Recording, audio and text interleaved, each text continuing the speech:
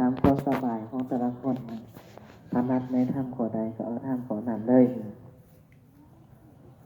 อันนี้ในการให้ทานเนี่ยในการให้ทานพระสูตรเนี่ยทำอีกจะบอกเกี่ยวกับเนี่ยความบ่มีโรคเป็นลาภอย่างยิ่งความสันโดษเป็นทรัพย์อย่างยิ่งความคุ้นเคยกันเป็นญาติอย่างยิ่งนิพพานเป็นสุขอย่างยิ่งอันนี้เป็นทำอีกธรรมะที่ใดนำมาบอกแล้วการขอต้อมาการเกี่ยวของนักบวชกับคฤหัสถ์พระสูตรต่อมาแล้วก็พระสูตรต่อมาอีกหลักการจัดแบ่งโภคทรัพย์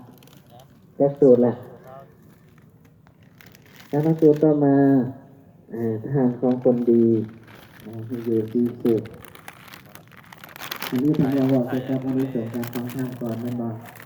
อันนี้ส่วนการฟังธรรมจะบอกเกี่ยวกับนี้ความบ่มีรูปเป็นลาภอย่างยิ่งความ